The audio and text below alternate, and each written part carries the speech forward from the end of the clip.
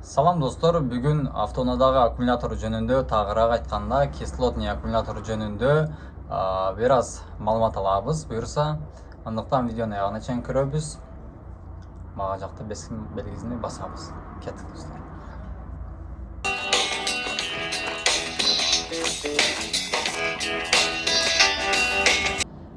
Негизинен видеонун башында бир нерсе айтып коеюн. Видеонун башында биз автоэлектрик мектеби 2000 подписчикке жакындаппыз. Бул эмнени билет? Бул бир кичинекей мектеп болдук деген маани. Эми мындан ары колдоп турсаңыздар, мен автоунаадагы бардык деталь жөнүндө чыгарбасам деле ошол өзүм билген маалыматтарды сиздер менен бөлүшкөнгө даярмын. Ошол себептен лайк басып, мага жактуу белгилерин коюп коюңуздар. Эми бүгүн кандай темаларда сүйлөшөбүз? Бүгүн жалпы аккумуляторлор жөнүндө, алардын бир аз айырмачылыктары жөнүндө, андан кийин автоунаадагы аккумуляторлор жөнүндө, автоунаадагы канча кызматы бар алар жөнүндө, канча срогу бар, ички түзүлүшү кандай, кантип колдонобуз, ошолор жөнүндө көп эмес, кыска маалымат берүүгө даярмын. Буюрса баштадык.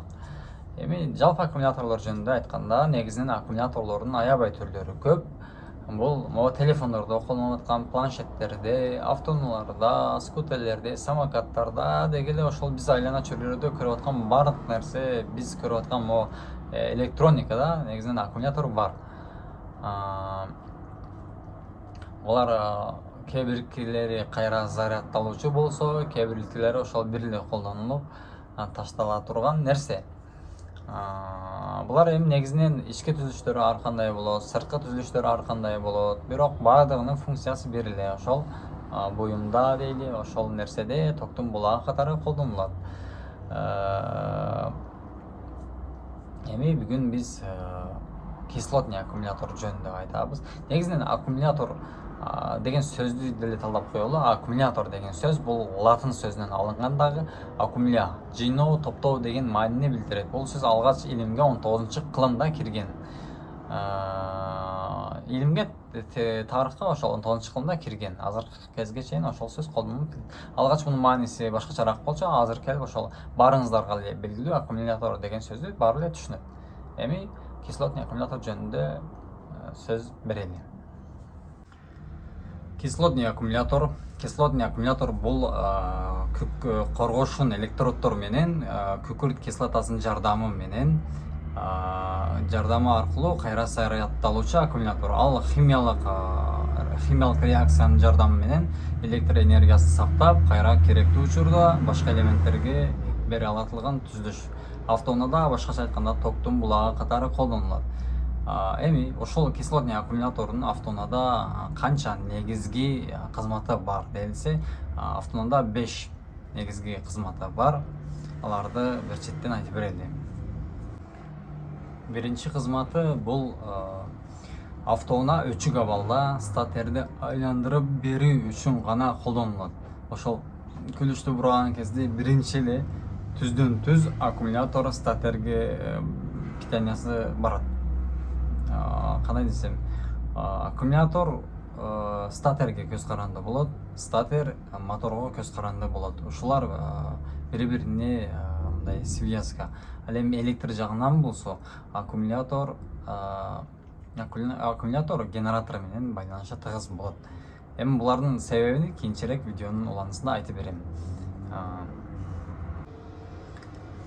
Экинчи кызматы, мотор иштебей турганда автоунаадагы башка электр чынжырларына ошол ток берүү.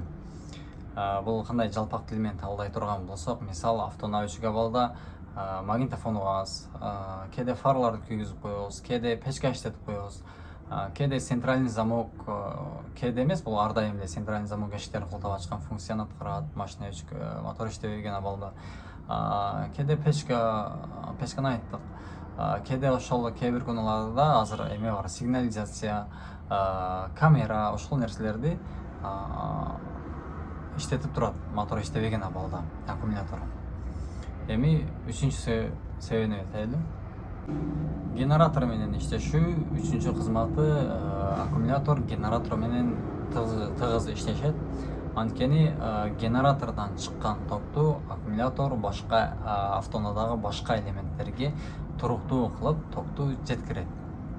Башкача айтканда, ошол аккумулятор деле автоунаада токтун булагы, ал эми генератор деле токтун чыгаруучу булагы катары эсептелет. Экөө бири бирисиз иштей албайт. Мисалы аккумулятор жок болсо генератор иштебейт, эгер генератор жок болсо аккумулятор деле көпкө барбайт деген маселе. Эми 4-күнчүгө өтөбүз. Резерв катары иштейт.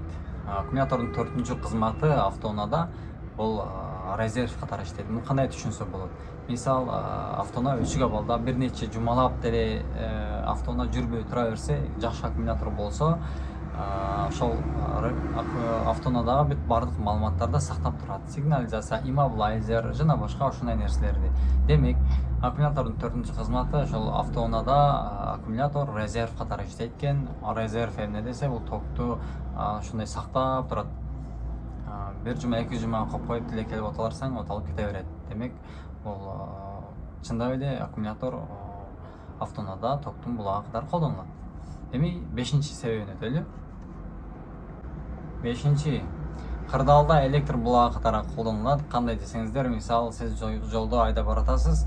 Айдап бараткан кезде генераторуңуз заряд бербеди. Ошол моментте бүт эле автоунааны өчүрүп салбастан, аккумулятор кайсыл бир эстого жеткенге чейин ошол автоунааны өчүрбөй, жакшы аккумулятор алып барып жеткирет. Мисал, эгер генератор иштебей калса, тарс автоунаа өчүп калса, бул көйгөй жаралат. Ошол себептен генератор иштебей калса, аккумулятор өзү сактаган токту жеткирип, ошол бир көчөдө калтырбаганга аракет кылат. Жакшы аккумулятор болсо калтырбайт.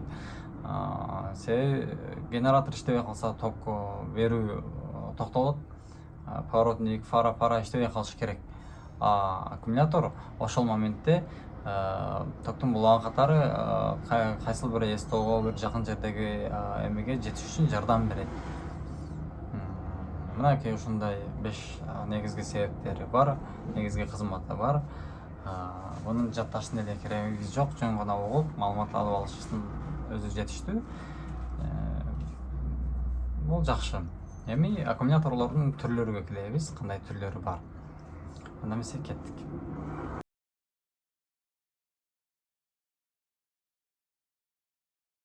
Эми аккумуляторлордун кандай түрлөрү бар десе, негизи ошол кислотный аккумулятордун көптөгөн түрлөрү бар. Бул ички түзүлүшүнө карап бөлүнөт, сырткы түзүлүшүнө карап бөлүнөт. Эми биз аккумуляторчулар эмеспиз, биз автоэлектрикпиз.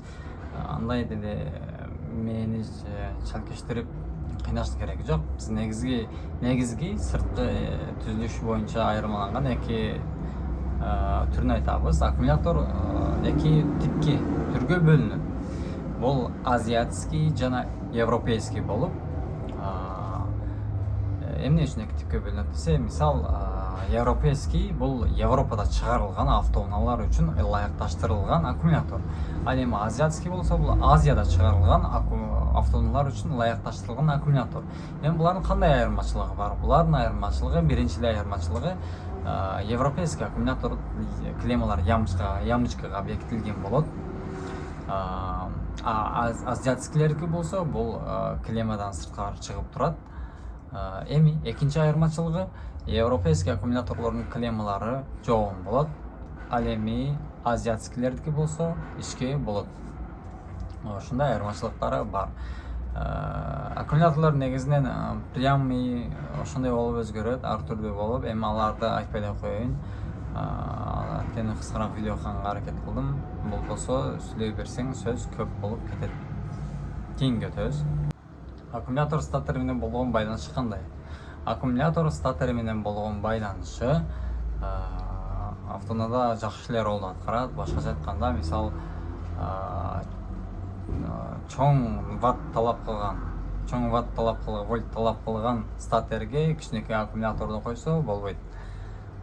Не үчүн болбойт десе, мисал, аккумулятор бул статорге байланыштуу, статор мотордун объемуна байланыштуу болуп коюлат. Мисал, чоң объемдуу унаага чоң статор коюлат. Эгер чоң статор коюлбаса, ошо күчтүү, матаниясы күчтүү статор коюлат. Ал эми ошол матаниясы күчтүү статорге күчтүү аккумулятор коюлат. Мисал, Матиздерди карасаңыздар, Матиз, Фиттерде кичинекей аккумулятор турат. Ошолордун статор деле талабы кичинекей болот. Алар мотордун объему деле кичинекей, 0.8, 1.3, 1.5. Ал эми спринтерлерди карасаңыздар, алардын объему чоң, ошондой эле статор деле килтеген чоң болот. Аккумулятор деле чоң болот. Ошол аккумулятор статорге байланыштуу, статор бул мотордун объемуна байланыштуу болот. Эми аккумулятор автоунаада кайсыл жерде жайгашкан деген маселе бар. Бунун негизги айтыштын эле кереги жок, бирок ошентсе деле маалымат катары угуп койгон жакшы. Аккумулятор автоунаада ар кандай жерде жайгашкан. Под капот, лобовойдун астында пластикка жашырылган, под сиденье, багажда болуп жайгашкан. Эмне үчүн андай болот десе, мисалы завод чыгарып атканда, ошол кээ бирки автоунааларда капоттун астында места калбай калганына байланыштуу аны башка кооптуу жерге жайгаштырышат. Бул эми ошол завод чыгарып атканда автоунаага балансировка кылып коюлат. Ошол себептен башка аккумулятор переделка кылсаңыздар деле ошол завод чыгарган жерге коюу керек. Анткени завод баардык нерсени эсептеп, чемелештирип, ыңгайлаштырып коет. Эми кийинки темага өтөлү.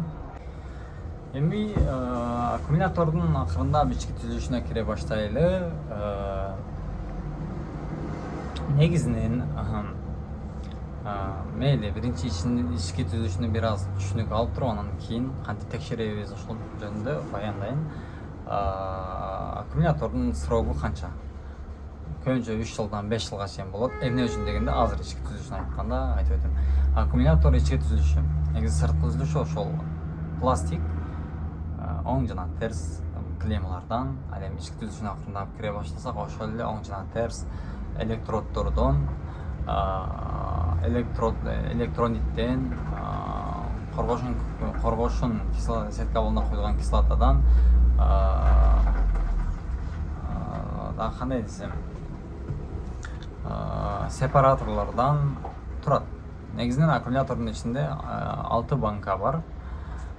Ошол 6 банка, 7 банка, 8, 10 болуп кете берет. Бул канча ошол банкалар көбөйсө, аккумулятордун кубаттуулугу күчөйөт. Эми могу жөнөкөй азыркы автоунааларда ошол 6 банка бар. Ар бир банка 2 вольттон ашыгыраак берет. Эми ошол бир банканы мисал кылып ала турган болсок, бир банкада ошол оң электроддор коргошун абалда коюлган, сол электроддор коргошун абалда коюлган болот дагы. Экөө бири-бирине тийип кетпеш үчүн эмне кылат? Ортосуна сепаратор деген элементти коет. Сепаратор бул эмне? Сепаратор бул сууда эрибей турган, күкүрт кислотасында күйбөй турган ушундай бир буюм. Ошол плюс жана минус, оң жана терс электроддорду бири-бирине тийгиздирбей, замкание кылдырбастан сактап турган нерсе бул сепаратор. Эми именно ошол аккумулятордун строгу деле ошол сепараторго байланыштуу болот, электроддорго байланыштуу болот, электрониткке байланыштуу болот. Эмне үчүн дегенде, ошол азыр дагы себебине дагы тереңирээк кирсек, эми бул бир банканын ичинде ошол элементтерди айтып өттүк. Эми анын ичинде жидкость, кандай жидкость?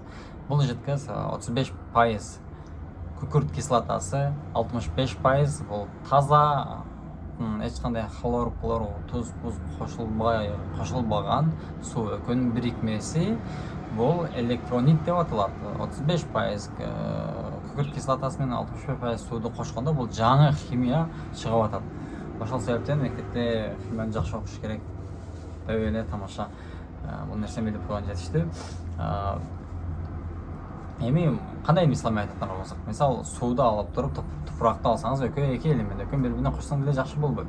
Эми ошол экөө биригип туруп сууду кошуп аралаштырсаң, бул жаңы химия чыккандай эле. Ошол күкүрт кислотасы менен сууду экөө бирикмеси, бул жаңы химиялык элемент пайда болду деген мааниде. Эми аккумулятор ошол ар бир банканын ичинде айттым, оң жана терс электроддор бар, анын ортосунда бөлүп турган сепаратор бар. Ошонун 3 миллиграмм өйдө электролит куюлат заводской. Ошол электролит убакыттын өтүшү менен азаят, испарение болуп, башкача айтканда аккумулятор кызыйт, суuyт, ошондой болуп жатып электролит азаят. Электролит азайганда ошол бара сепараторлор көнбөй калат. Ошо көнбөй калган жерге чейин заряд сакталат дагы. Кийинчерээк барып ошол электролиттер бири-бирине тиет, сепаратор чирийт дагы, электролиттер бири-бирине тиип замкание болуп, кээ бир учурда атылууга алып келет, жарылууга. Бирок жарылганда жестко жарылат. Бир жериңе ошол кислоталар тийген болсо күйгүзүп салышы мүмкүн. Ошол себептен ар 2 жылда, 3 жылда аккумулятор иштеп атабы, иштеп атпайбы текшертип туруп, сөзсүз которуш керек, ойношпош керек. Бул ойношо турган нерсе эмес. Бизде кыргыздарда көбүнчө ошол болбой калганда анан алып барып көргөзөбүз да которобуз. Бул нерсе таптакыр туура эмес. Эми дак несине келдик эле. Ошол электролит болот.